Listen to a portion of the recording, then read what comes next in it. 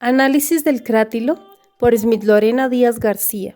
Para empezar, vamos a hablar de la contradicción entre semántica y pragmática.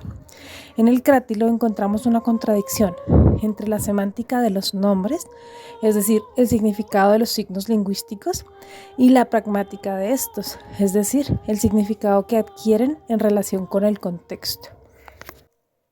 En primer lugar, estableceremos la relación entre el texto La fijación de la creencia, de Charles Peirce, y las dos primeras páginas del crátilo. Veamos ahora el siguiente cuadro, que nos muestra un resumen de lo anteriormente dicho. La relación lenguaje-realidad establecida por Peirce en el texto La fijación de la creencia es la siguiente.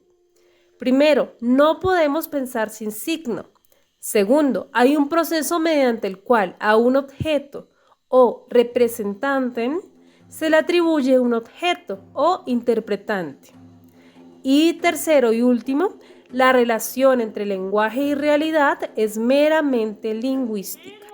En el crátilo, Sócrates se posiciona en un punto de vista objetivo y crítico entre dos posturas, naturalista y convencionalista, y mediante un recurso dialéctico consigue llevar esas dos posturas a sus versiones más extremas, descalificando una y otra por sus radicales consecuencias.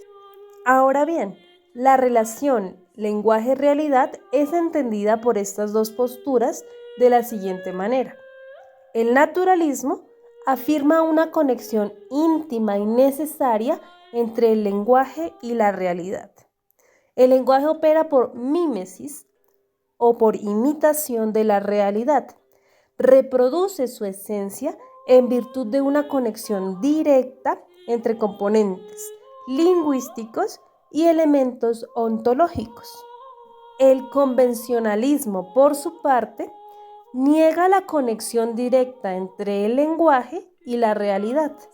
Los nombres nombran en virtud de convenciones o numoi, convenciones que están constituidas en hábitos o etois, hábitos que son comunitarios.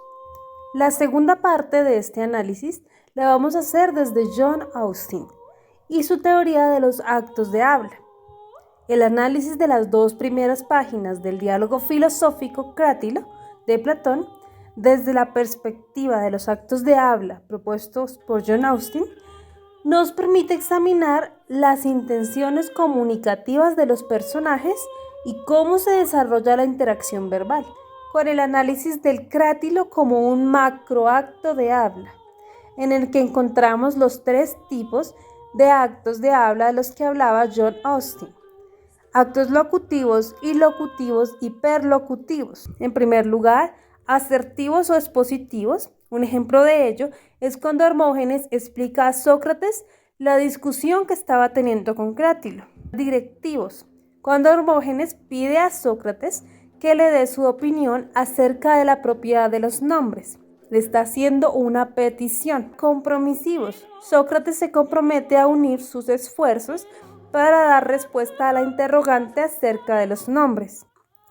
En la segunda página vemos tipos de actos de habla directivos. Sócrates le pide a ambos interlocutores que examinen entre todos la cuestión acerca de la propiedad de los nombres. Y por último, tipo de acto de habla asertivo o expositivo. Hermógenes afirma que los nombres son producto de la convención y consentimiento de los hombres. Muchas gracias por su atención y hasta una próxima oportunidad.